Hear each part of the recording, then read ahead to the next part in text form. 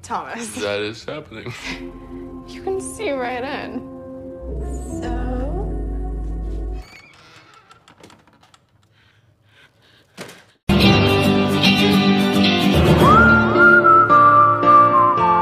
Sesuai thumbnailnya, bocil-bocil minggir dulu ya. Ini film banyak adegan eksotisnya. Sebuah film yang berjudul The Voyeurs menceritakan sepasang kekasih yang baru saja pindah ke apartemen barunya. Awalnya aku juga pesimis dengan film ini, karena di awal-awal kok cuma ngeliatin cewek-cewek nggak pakai baju dan berkayuan dengan seorang pria. Tapi pas di penghujung film ternyata, loh, ada adrenalinnya juga di film ini. Seperti biasa kalian akan ditemani host andalan kalian, Yaps, Burhan Blazinski. Sebelum masuk alur ceritanya, tonjok dulu tombol subscribe-nya dan like-nya. Cuko dapat cuko, pempek tengah duo. Payo diaturi alur ceritanya.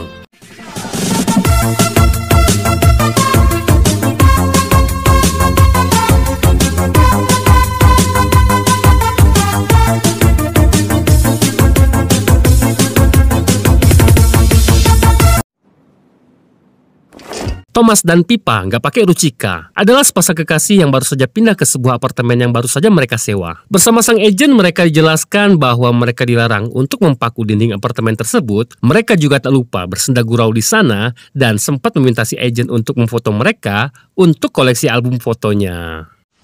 Des rideaux? Et on peut rien suspendre du plafond. Peinture, pas trop dans les murs et...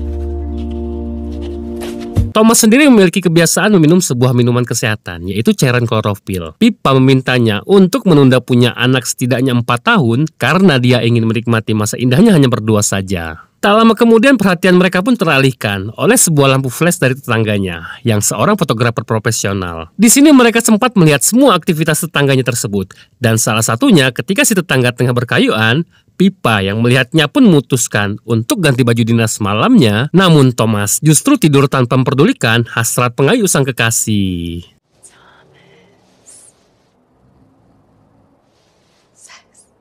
Thomas?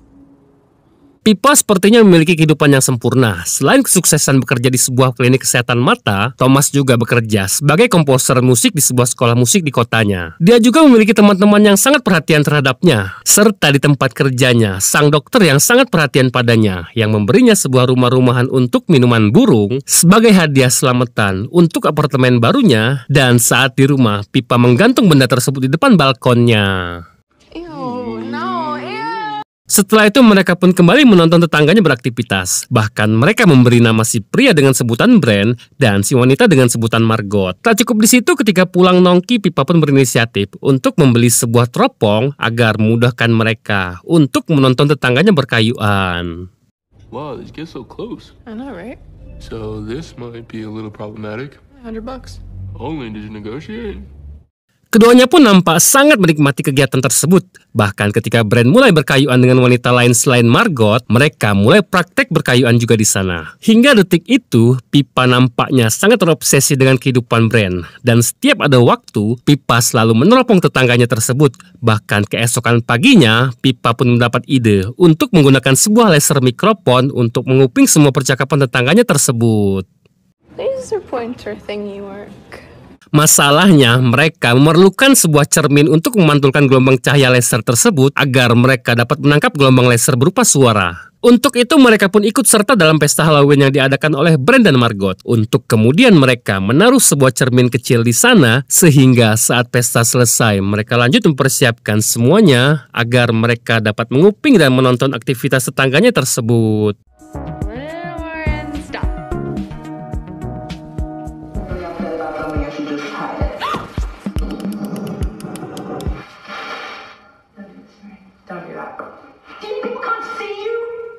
Keesokan paginya, Pippa pun dikejutkan bahwa Margot tengah berkunjung ke klinik tempatnya dia bekerja untuk membeli sebuah kacamata. Terjadi percakapan yang cukup intens antar keduanya. Di sini akhirnya kita diberitahu bahwa nama asli Margot adalah Julia. Julia meminta nomor teleponnya Pippa untuk ngajak nongki dan ke PPUT langganannya saat akhir pekan nanti. Thank you. Well, can I have your number? A cup of coffee sometime or something?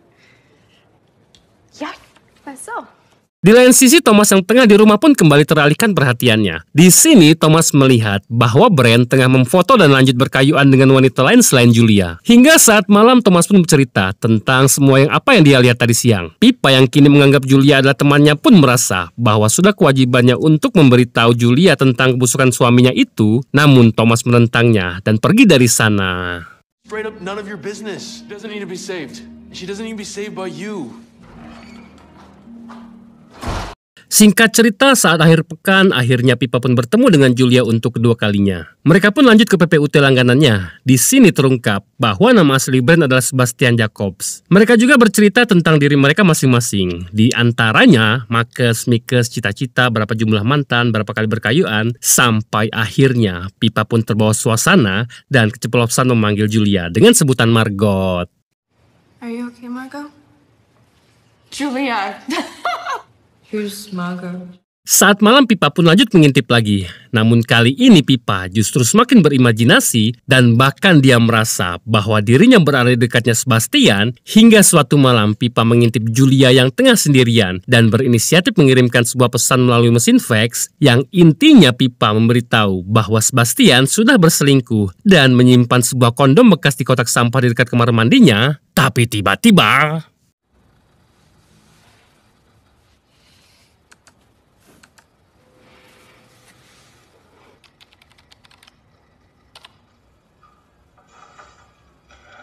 Pippa! Thomas, What are you doing? Thomas yang melihatnya pun seketika marah karena setelah diberitahu oleh Pippa tentang perselingkuhan Sebastian, Julia berusaha membunuh Sebastian dengan sebilah pisau. Namun alhamdulillahnya Julia tidak membunuh Sebastian. Hingga saat pagi harinya Pippa pun meminta maaf dan berjanji pada Thomas bahwa dia akan membuang teropongnya dan akan berhenti mengintip tetangganya tersebut. Tapi tiba-tiba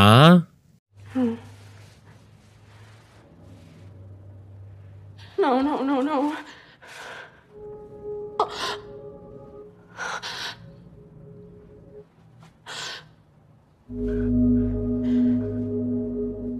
ya, mereka pun dikejutkan bahwa Julia sudah menusuk dirinya sendiri. Seketika keadaan pun menjadi kacau. Thomas memutuskan untuk mengakhiri hubungan mereka dan pergi dari sana. Dia menyalahkan Pippa bahwa kematian Julia akibat kebodohannya Pippa.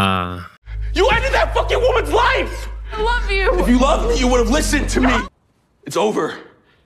We're done. Hari demi hari Pippa pun berusaha menelpon Julia. Bahkan Pippa masih saja mengintip Sebastian yang tengah galau akibat ditinggal mati oleh Julia. Hingga suatu malam Pippa pun melihat Sebastian yang pergi ke sebuah bar. Pippa berusaha mengikutinya ke dalam bar dan saat di sana tak disangka Sebastian mendekatinya.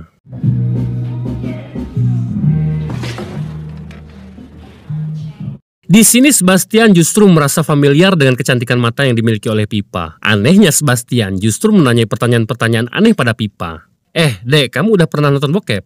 Suka nonton bokep nggak? Punya vibrator? Semua orang kan suka nonton bokep. Bahkan anjingku suka. Masa kamu enggak? Ya gitu-gitulah pertanyaannya tentang bokep semua pokoknya. Di sini Pippa sempat menunjukkan ketidaknyamanannya. Sebastian langsung meminta maaf dan berdalih bahwa dia hanya tengah mabuk dan berkata yang enggak-enggak padanya. Sampai akhirnya Sebastian mengajak Pippa untuk melakukan pemotretan di rumahnya. Pippa yang memang terobsesi dengan Sebastian pun mau-mau aja ikut masuk ke dalam rumahnya.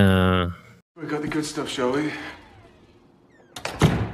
Sesampainya di sana, Pippa pun langsung diminta untuk berdiri dan berpose dengan gaya candidnya. Sampai akhirnya Sebastian meminta Pippa untuk membuka seluruh pakaiannya. Pippa tanpa berpikir panjang langsung mau dan memfotonya. Selanjutnya, ya kalian sudah bisa menebak. Yaps, mereka pun lanjut berkayuan.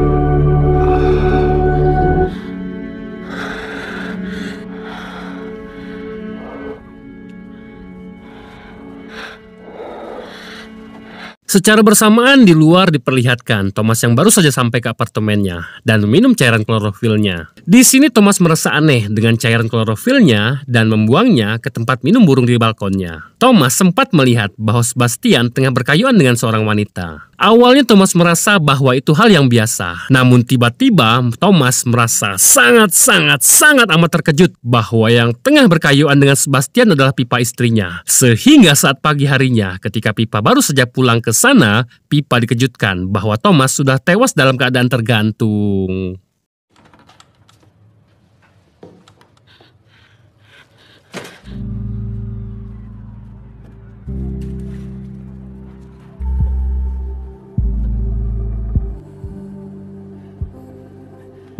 Setelah kematian Thomas, hari-hari Pippa pun dipenuhi rasa bersalah. Hingga suatu malam, Pippa memutuskan untuk datang ke acara pameran yang akan diadakan oleh Sebastian. Dan sampainya di sana, Pippa langsung disambut oleh Sebastian. Dan saat acara dimulai, Pippa dibuat sangat amat terkejut karena di hadapannya Julia masih sehat walafiat. Everyone, Julia. Hi. Tak cukup di situ, mereka berdua pun menunjukkan sebuah foto yang mereka anggap adalah sebuah mahakarya. Ya, itu adalah foto bugilnya Pippa. Tak hanya itu, mereka juga menunjukkan beberapa foto lainnya, termasuk foto ketika Pippa mendekati Thomas yang sudah tewas dalam keadaan tergantung, dan bahkan mereka tahu bahwa Pippa dan Thomas sudah menaruh sebuah mikrofon untuk menguping semua pembicaraan mereka. So they could secretly listen in on our conversation. Crashed our Halloween party and planted a microphone. When she and her boyfriend, Thomas, things were downright peachy. The future was bright. They cared more about what started out as a fun little hobby in other people's lives than they did their own. Turned into a bit of an obsession. Totally illegal, by the way. Faktanya, selama mereka mengawasi Sebastian dan Julia, justru merekalah yang diawasi oleh Julia dan Sebastian. Di sini mereka menjelaskan bahwa orang yang ada di dalam foto tersebut adalah bernama Pippa dan pasangannya bernama Thomas. Seperti yang kita tahu, padahal kehidupan yang mereka miliki nampak sangat sempurna. Namun mereka justru melakukan sebuah kesalahan ketika mereka merebut hak privasi yang dimiliki oleh Sebastian dan Julia. Sehingga semua kebahagiaan yang dimiliki oleh mereka berdua harus berakhir secara tragis. Of a sweet young woman named Pippa. The whole time that they were watching us, little did she realize. Well, we were watching them. Pippa yang melihatnya pun hanya bisa menangis dan mengobrak-abrik studio rahasia yang dimiliki oleh Sebastian yang di dalamnya dipenuhi kamera dan foto-foto Pippa dan Thomas selama ini.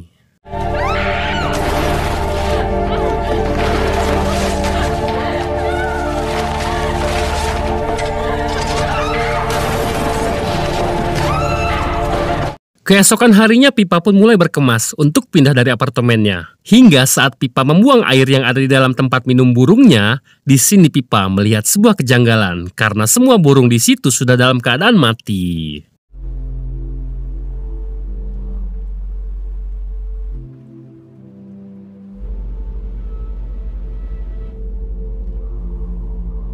Sebastian pun mendapat penghargaan atas mahakarya yang sudah dia pamerkan sebelumnya. Bahkan Sebastian diundang untuk mengikuti sebuah pameran di Jepang yang diikuti fotografer profesional dari seluruh dunia. Namun di sini Sebastian justru merasa sangat bersalah karena mahakarya yang dia hasilkan harus mengorbankan sebuah nyawa manusia. Don't you ever feel guilty? No. Sesampainya di rumah, mereka pun mendapat sebuah kiriman, sebotol Amer dari penggemarnya. Lalu ketika mereka meminum Amer tersebut, mereka dikejutkan bahwa mesin fax mereka kembali mendapat pesan dari Pippa yang berisikan pesan bahwa dia tahu kalau Thomas tidaklah bunuh diri, melainkan merekalah yang sudah membunuh Thomas.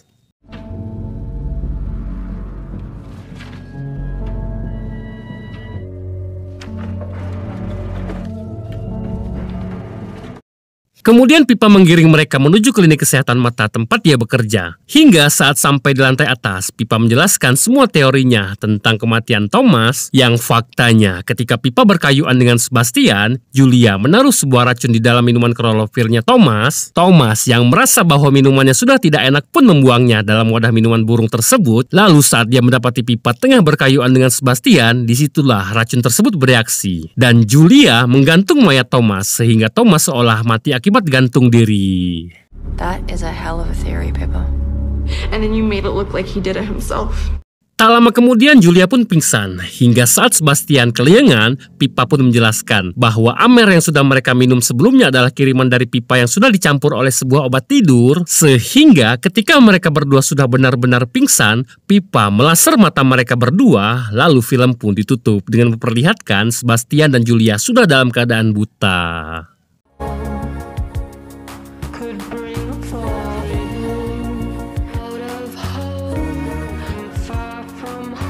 Dan film pun selesai.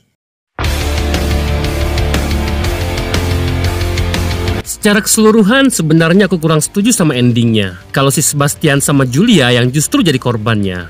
Karena semuanya kan yang mulai si Pippa dan Thomas ini. Apalagi di awal film si Thomas itu seolah so asik banget. Menganggap kegiatan yang mereka lakuin itu benar. Coba deh kalian nonton secara full. Nyebelin banget lah si Thomas ini. Mana dia nggak peka lagi waktu si Pippa lagi sange-sangenya.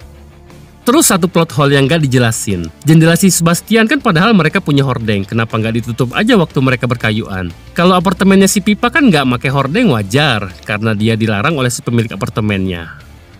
Ya udah segitu dulu video kali ini. Sampai jumpa di video selanjutnya. Aku Burhan, pamit undur diri. Assalamualaikum.